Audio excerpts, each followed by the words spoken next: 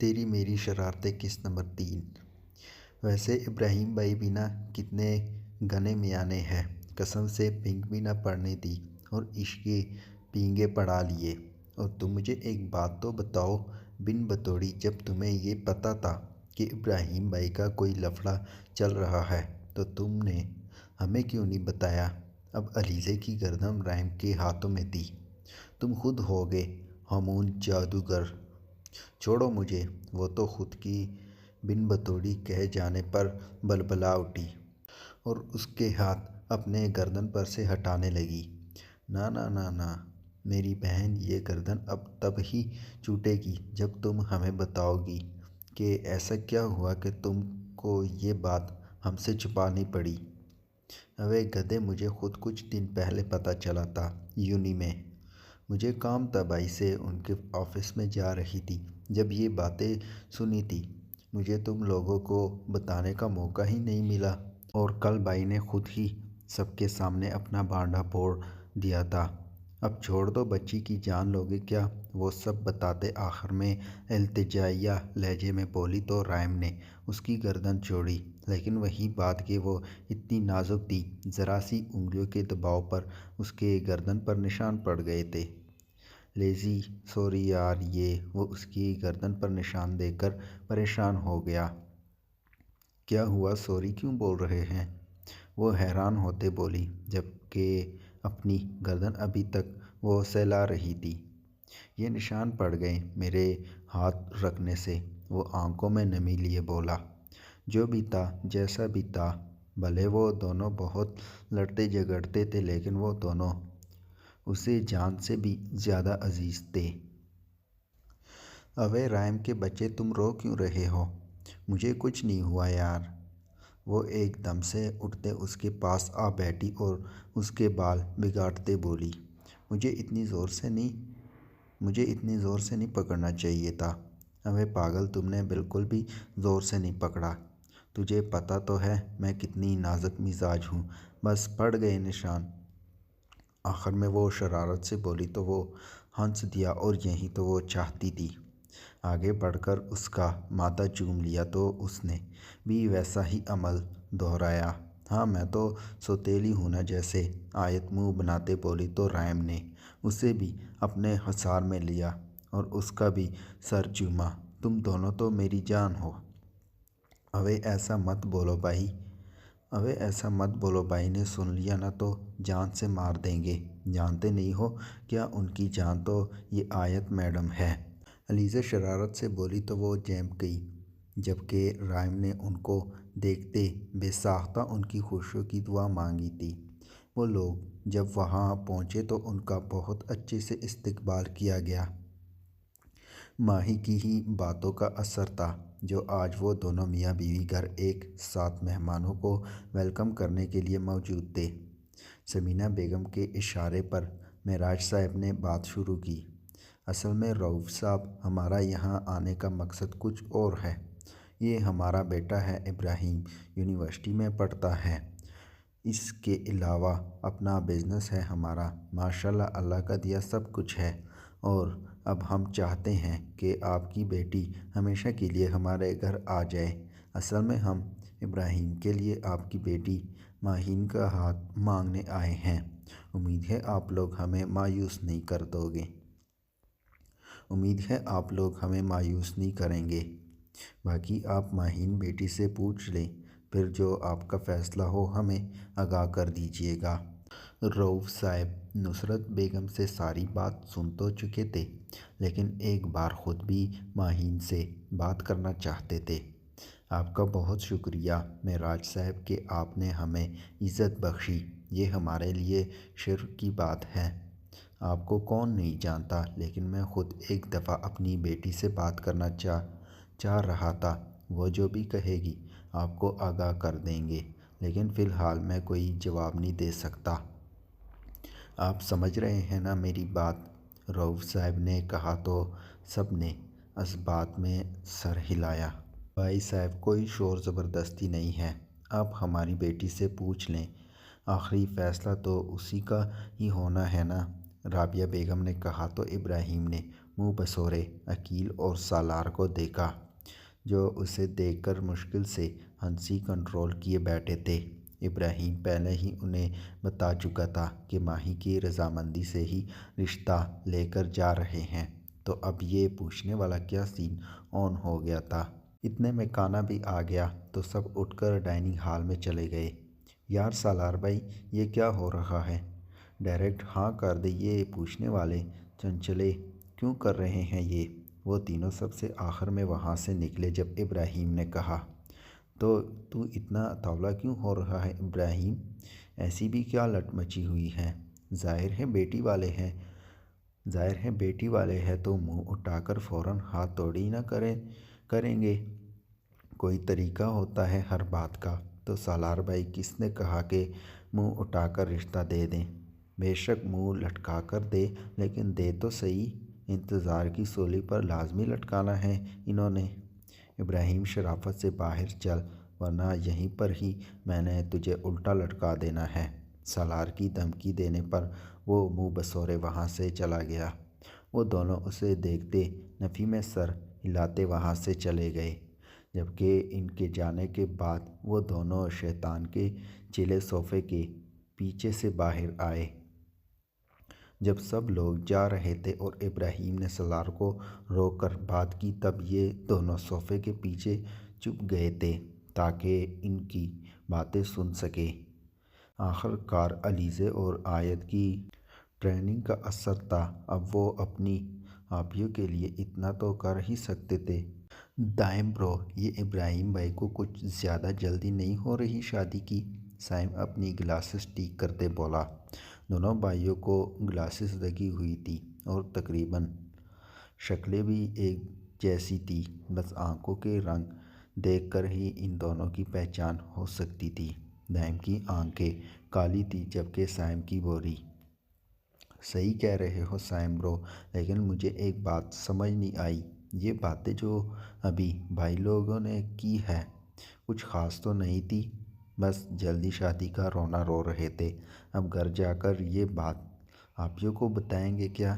دائم سر کھجاتے بولا، ابھی تو آئے ہیں، دیکھتے ہیں ابراہیم بھائی کوئی اور کھان کرتے ہیں یا نہیں، ورنہ یہی باتیں مرچ مسالہ لگا کر آیت آپی اور علیزے آپی کو بتا دیں گے۔ سائم کندھے اچکاتے بولا، ہاں یہ ٹھیک ہے۔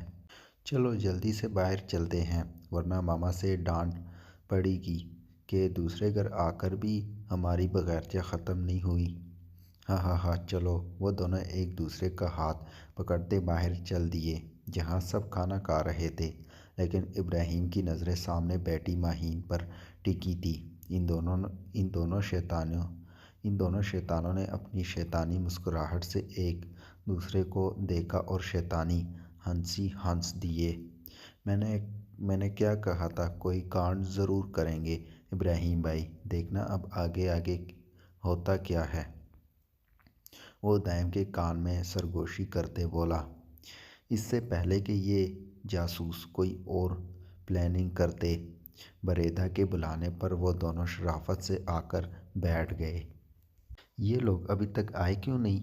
کہیں وہیں رشتے کے لیے ہاتھ سنتے منگنی شنگنی تو نہیں کرنے لگ گئے ہمارے بغیر؟ آیت اور اس کے خیالات، او بیوی، ایسا ہو ہی نہیں سکتا کہ ہمارے بغیر ہمارے گھر والے کچھ بھی کر سکے۔ رحم اکڑاتے بولا، او بھائی، شاید ابھی گھر والے ہمارے بغیر ہی رشتہ لینے گئے ہیں، آکڑ کس بات کی دکھا رہے ہو تم؟ آیت بھی اسی انداز میں بولی تو وہ منہ بناتے اسے گور گیا، بے عزتی ہوئی ہے شاید تمہاری؟ رحم علیزے معصوم سا منہ بناتے اس سے پوچھنے لگی۔ اس سے پہلے کہ کوئی جواب دیتا، باہر گاڑی کا ہارن سن کر وہ فوراً باہر بھاگے۔ پکا ہو گیا رشتہ؟ کیا کہا انہوں نے؟ کب کی ڈیٹ فکس کریں گے؟ شاپنگ شروع کر دیں؟ تینوں باہر آتے ہی باری باری بولے تو سب بڑوں نے انہیں گورا۔ کوئی شرم لحاظ ہوتا ہے، جب کوئی باہر سے آئے تو سلام کرتے ہیں، لیکن نہیں، نہ جانے ہماری اولاد کس پر چلی گئی ہے۔ ثمینہ بیگم انہیں ڈانٹتے بولی، ماما پاپا کہتے ہیں تم بالکل اپنی ماں پر گئی ہو۔ آیت پرجوش ہوتے بولی تو اس کی بات سن کر معراج صاحب گڑبڑا گئے۔ ان کی لاڈلی کہیں کی بات کہاں لے جا رہی تھی۔ جب سمینہ بیگم نے ایک گوری شوہر پر بھی ڈالی، سب دبی دبی ہنس رہے تھے۔ آیت بکواس بند کرو، چلو اندر، چل جائے گا پتہ۔ نہ جانے بہن بھائیوں کو کس بات کی جلدی مچی ہوتی ہے۔ وہ سب کو گھورتے تن فن کرتے اندر چلے گئے، جبکہ پیچھے سے سب کا کہکہ انہیں واضح سنائی دیا تھا۔ وہ بھی مسکراتے ہوئے اپنی فیملی کی خوشیوں کی دعا کرنے لگے۔ سب اندر بیٹھے وہاں ہوئی باتیں ان تینوں کو بتا رہے تھے۔ یہ کیا بات ہوئی بھلا؟ جو بھی فیصلہ تھا ماہی بھابھی سے پوچھ کر فوراً ہی بتا دیتے، علیزے منہ بسورتے بولی۔ سچ کہہ رہی ہو علیزے، بندہ شاپنگ ہی کر لیتا۔ آیت بھی اس کی سائیڈ لیتے بولی۔ میں تو اچھی خاصی ٹریٹ نکلوانے کا سوچ چکا تھا۔ ابراہیم بھائی سے سب ٹس ہو گیا۔ رحیم بھی منہ چڑھاتے بولا، نہ تم مجھے ایک بات بتاؤ، جلدی کس بات کی ہے؟ بیٹی دینی ہے انہوں نے ہمیں، سوچ سمجھ کر ہی فیصلہ لیں گے، نہ کہ وہ لوگ ایسے ہی اپنی بیٹی اٹھا کر کسی بھی ایرے غیرے کو پکڑا دیں گے کیا؟ سمینہ بیگم تو ان کی ایک ہی رٹ سے تنگ آ گئی تھی۔ ماما یار، میں ایرا غیرا توڑی نہ ہوں، آپ کا بیٹا ہوں، اس کا ٹیچر ہوں، یہ کافی نہیں ہے کیا؟ ابراہیم تو خود کو ایرا غیرا کہلائے جانے پر بلبلا اٹھا۔ تم جیسے استاذوں کی یہی حرکتیں رہی نا بیٹا تو اداروں کا تو اللہ ہی حافظ ہے۔ پھر سے کڑی وار کیا گیا تھا۔ وہ سب کو ایک نظر دیکھتا پیر پٹکتے اپنے کمرے میں چلا گیا۔ آیت، علیزے اور رحیم ان دونوں شیطانوں کو اشارہ کرتے وہاں سے اٹھ گئے۔ وہ پانچوں کمرے میں پہنچے تو آیت جلدی سے دروازہ بند کرتے ان کے پاس آئی۔ چلو اب شروع ہو جاؤ، کیا ہوا وہاں پر؟ نہ پوچھے آیت ابھی، توبہ توبہ، وہ دونوں ایک ساتھ بولتے اپنے کانوں کو ہاتھ لگاتے بولے۔ ہائے ہائے ہائے، ایسا بھی کیا ہو گیا وہاں؟ مت پوچھے آپی، ہمیں تو ابراہیم بھائی بہت شریف لگتے تھے، لیکن توبہ توبہ، وہ پھر سے کانوں کو ہاتھ لگاتے بولے تو ان تینوں کا بھی تجسس بڑھا۔ ابے اللہ کے پیارے، تو بھائی فرشتوں، اب منہ سے کچھ پھوٹ بھی پڑو، علیزے تنگ آتے بولی، جو بات کم اور توبہ توبہ زیادہ کر رہے تھے۔ بتاتے ہیں، صبر رکھے ذرا، دائم ٹانگ پر ٹانگ چڑھاتے بولا تو اس کی دیکھا دیکھ کر سائم نے بھی ویسا کیا، جبکہ ان تینوں کا بس نہیں چل رہا تھا کہ ان کا کچومر نکال دے۔ ایسے کیسے بتا دے، کوئی خرچہ پانی دے تاکہ ہماری زبان بھی بغیر رکے چل سکے، کیوں سائم برو؟ بالکل دائم برو۔ علیزے دانت پیستے الماری سے چاکلیٹ کا ڈبہ نکال کر لائی اور ان دونوں کو دیا تو وہ فاتحانہ مسکرائے۔ اب پھوٹ بھی پڑو، وہ تنگ آتے بولی۔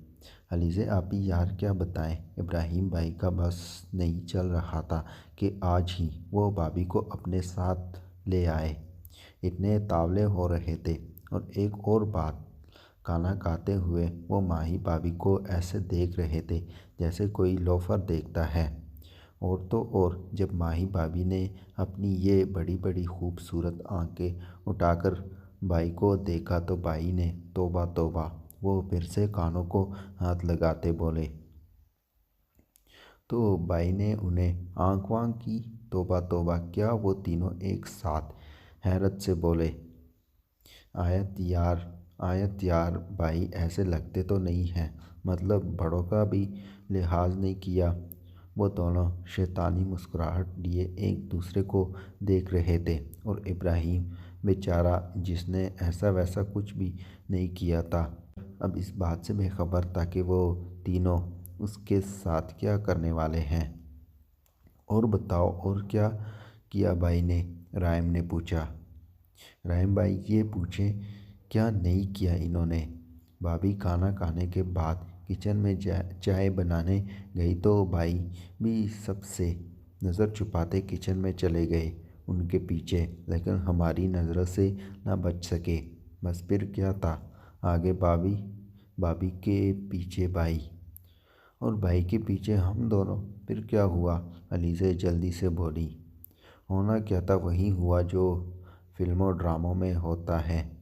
سائم صوفے پر ٹیک لگائے بولا۔ کیا؟ وہ تینوں پھر ہونکوں کی طرح منہ کھولے اس بات کو ہضم کرنے کی کوشش کر رہے تھے۔ اوے نہیں ایسا ویسا کچھ نہیں ہوا۔ سائم فوراً ٹیک چھوڑتے آگے ہوا اور بولا کیونکہ ان کی شکلیں دیکھ کر اسے اندازہ ہوا کہ وہ کیا بول گیا۔ تو پھر کیا ہوا؟ آیت نے پوچھا۔ جب ماہی بھابھی کچن میں چائے بنا رہی تھی تو بھائی نے پیچھے سے جا کر ان کے بالوں پر لگا کیچڑ اتار دیا اور کندھوں سے پکڑتے ان کا روح اپنی طرف کیا۔ یا اللہ! کندھوں سے تھامتے ان کا روح اپنی طرف کر دیا؟ چپ کرو آیت، پوری بات تو سننے دو، علیزہ اسے ٹوکتے بولی۔ کندھوں سے پکڑ کر پھر کیا کیا؟ پھر کیا کرنا تھا؟ پیار سے ان کے بال سنوارے اور کان میں نہ جانے جھک کر کیا کہا کہ وہ لال ٹماٹر ہو کر رہ گئی۔ اس سے آگے ہم بچے اور نہیں دیکھ سکتے تھے، اس لیے وہاں سے بھاگ گئے۔ دائم نے کہانی کا دی اینڈ کرتے کہا۔ مین سین تو مس کر دیا کدو۔ رحیم ان کے کندھے پر تپڑ چڑھتے بولا۔ رحیم بھائی، ہم دو چھوٹے چھوٹے معصوم فرشتے ہیں، ایسے گناہوں والے کام ہم نہیں کرتے۔ وہ دونوں اپنی چاکلیٹس اٹھاتے وہاں سے چلے گئے جبکہ وہ تینوں حیرت سے ان دو چھوٹے چھوٹے معصوم فرشتوں کو دیکھ رہے تھے جو ہر برے کام میں آگے آگے ہوتے تھے۔ اگلے دن وہ یونی پہنچا تو شدت سے ماہی کا انتظار تھا۔ رات کو بھی اس سے بات نہیں ہو سکی تھی، اس لیے سب سے پہلے اس سے مل کر وہ اس کا فیصلہ جاننا چاہ رہا تھا۔ تھوڑی ہی دیر گزری تھی جب وہ یونی گیٹ سے اندر آتے دکھائی دی۔ بنا دیر کیے وہ اس تک پہنچا۔ کہاں رہ گئی تھی؟ کب سے ویٹ کر رہا تھا تمہارا۔ وہ جو اپنی ہی دھن میں مگن جا رہی تھی ایک دم اس کے بولنے سے ڈر گئی۔ یا اللہ ابراہیم سر، آپ نے تو ڈرا ہی دیا مجھ معصوم کو، وہ سینے پر ہاتھ رکھتے بولی تو اس نے گور کر اس ڈرامے باز کو دیکھا۔ ہو گیا، چلو آفس کچھ بات کرنی ہے، لیکن میری کلاس ہے، مجھ سے زیادہ امپورٹنٹ ہے۔ وہ جاتے جاتے واپس مڑا اور اس سے سوال کیا۔ اس کو دیکھ کر بے ساختہ اس نے نفی میں سر ہلایا تو وہ مسکراتے ہوئے اسے اپنے پیچھے آنے کا کہہ کر چلا گیا۔ وہ جانتی تھی اسے کیا بات کرنی ہے، لیکن اسے تنگ کرنے کا بھی فل ارادہ تھا ماہین کا۔ وہ آفس پہنچی تو وہ حسب عادت دروازے پر ہی اس کا ویٹ کر رہا تھا۔ جلدی بولیں، کیا بات کرنی ہے؟ پھر میری کلاس بھی ہے۔ ماہی، کلاس کو گولی نہیں گولا مارو یار یہاں میری حالت ٹائٹ ہو رہی ہے۔ کیا سوچا تم نے؟ کیا بات کی ہے تمہارے بابا نے تم سے؟ انہوں نے مجھ سے کیا بات کرنی تھی؟ وہ ناسمجھی سے بولی۔ یار ہمارے رشتے کے بارے میں۔ اور کس بارے میں؟ وہ جھنجھلاتے بولا۔ اوہ اچھا، اس بارے میں؟ وہ ہونٹوں کو گول کرتے بولی۔ جی اس بارے میں، وہ بھی دان پیستے بولا۔ جی کی تھی بابا نے مجھ سے بات، لیکن میں نے انہیں کوئی جواب نہیں دیا۔ کیوں؟ اس میں سوچنے والی کیا بات ہے بھلا؟ ابراہیم سر، یہ میری زندگی کا سوال ہے، ایسے ہی ایک دم میں ہاں تو نہیں کہہ سکتی نا۔ لیکن ماہی، تم مجھے اچھی طرح سے جانتی ہو کہ میں کیسا ہوں۔ میں پچھلے 3 سالوں سے تمہارے ساتھ ہوں، تمہارے سامنے ہوں، پھر بھی میرے بارے میں سوچنے کی ضرورت کیوں پیش آئی تمہیں؟ وہ ماتھے پر بل ڈالتے بولا۔ اس کے ماتھے پر بل دیکھ کر وہ اندر ہی اندر بہت ہنس رہی تھی۔ اگر آپ کو اپنی محبت پر یقین ہے تو یاد رکھے گا کہ دنیا میں کوئی طاقت آپ کے اس یقین کو توڑ نہیں سکتی۔ وہ اس کی آنکھوں میں دیکھتے بولی تو وہ بھی اس کی بات سن کر مسکرا دیا۔ میری محبت پر کوئی شک ہے کیا تمہیں؟ کبھی شک نہیں کر سکتی، نہ آپ پر اور نہ آپ کی محبت پر، لیکن ابھی تھوڑا حوصلہ رکھیں، میری کلاس ہے پھر بات ہوتی ہے، میری کلاس ہے پھر بات ہوتی ہے۔ وہ بات کرتے وہاں سے ہنستے ہوئے چلی گئی۔ پیچھے وہ بھی بالوں میں ہاتھ پھیرتے مسکرا دیا۔ اس کی زندگی کی سب سے بڑی خوشی تھی یہ لڑکی۔ ہمیشہ لڑکیوں سے دور بھاگنے والا ابراہیم آج اس چھوٹی سی لڑکی کے قابو میں تھا۔ نہیں جانتا تھا کب کہاں کیسے یہ محبت پروان چڑھی، لیکن اب تو مزید بڑھتی ہی جا رہی تھی۔ محبت ایک خوبصورت احساس ہے، اور جب یہ محبت ہو جائے تو گلاب کی مہک کی طرح ہر طرف پھیل جاتی ہے۔ کوئی جتنا مرضی لاکھ چھپائے لیکن یہ راز آشکار ہو ہی جاتا ہے، کبھی دل سے، کبھی آنکھوں سے، کبھی باتوں سے۔ اس لیے یہ عطا ہوتی ہے رب کی ان لوگوں پر جو اس کی قدر کرتے ہیں، جو محبت کرنا اور پھر اس محبت کو نبھانا جانتے ہیں۔ اس لیے کہتے ہیں کہ محبت ایک خوبصورت احساس ہے۔